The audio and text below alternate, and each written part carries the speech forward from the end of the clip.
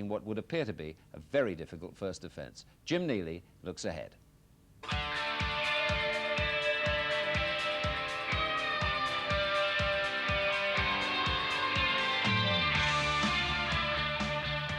Las Vegas, the self-styled gambling and boxing capital of the world, where world titles like fortunes are won and lost in the blink of an eye, will witness another encounter of the heavyweight kind, as the former undisputed champion Riddick Bowe challenges the comparatively unknown, in American terms at least, Herbie Hide for the WBO crown, still regarded as the least valid of the four titles.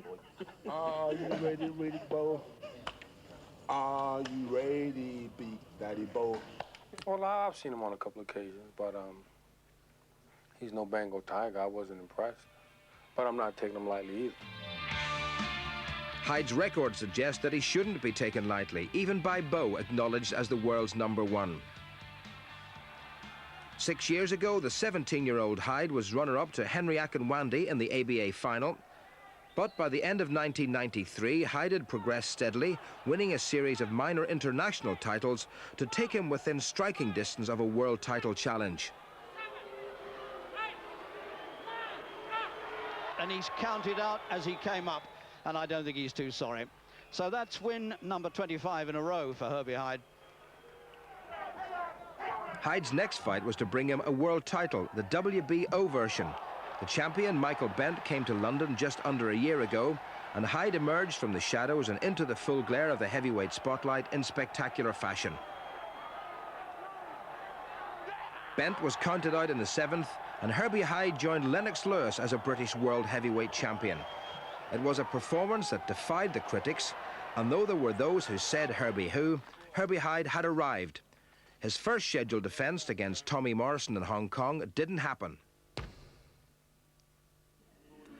But that cancellation led to Las Vegas, where money talks.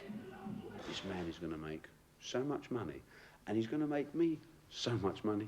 I can't wait for it. Hyde hasn't needed to consult a mirror to confirm his own capabilities. I believe I'm the true heavyweight champion.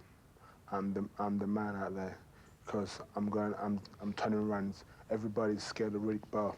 No one want to have a challenge with Riddick Bowe. But I'm 23 years old. I'm saying, damn the business. Let's get this. Let's find out who's the man. When I beat Riddick Bowe, I could go home on myself and look myself in the mirror and said, I am the man. I am the best in the world, because many people regard Riddick Bowe as the best. At the 1988 Olympic Games, Riddick Bowe was fancied to be the best in the super heavyweight division, but a young Canadian named Lennox Lewis thought otherwise. Lewis is very close to the gold medal. Second count. Is he going to let him? No, he isn't. It's all over. And Lennox Lewis of Canada is the gold medalist. 4 years after Olympic disappointment, Riddick Bowe was the undisputed world champion.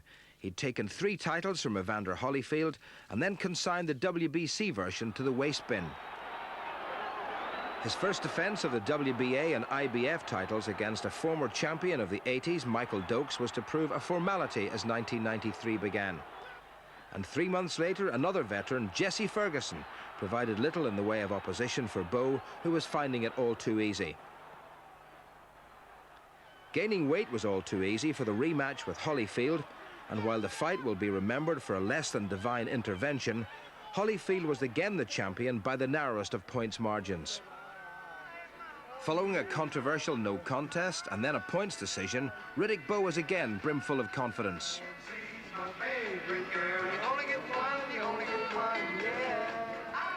He's now trying his best to curb the all too obvious weakness that he and George Foreman have in common. I love food, but food don't love me. So I have a tendency, like when I have a long period of time off, I don't do anything at all. So if I'm active, then the weight doesn't come on, and I can still eat things I like. So I like it better when I'm active. My mother's a big person. My father's a big person. We just love to eat. We're eating people. He's a very big guy, and that is why he's the former world heavyweight champion, because he's a big fellow, and I have to be on my feet all the time for 12 rounds, so I have to be in a superb condition. Those guys that run like that, when you force them to run a lot faster than they want to, at some point, no matter what kind of shape they're in, they start to run out of gas. And if you run out of gas against Riddick Bowe and are forced to fight your way through a round, you're in big trouble.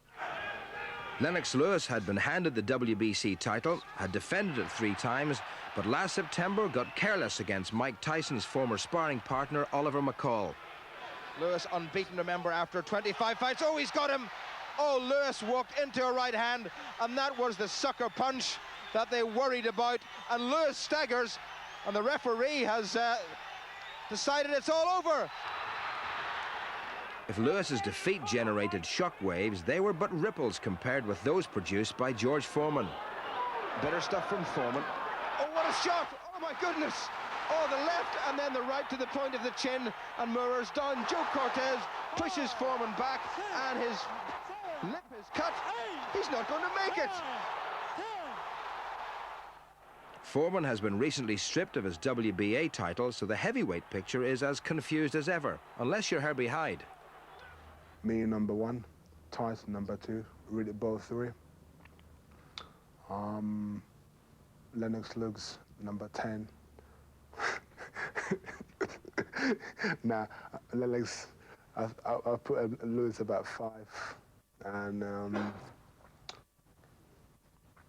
Evander Holyfield, Michael Mora, then George Foreman, maybe Oliver, 7 and 08. I would like to unify the titles, but I mean, you have to have other people willing to fight.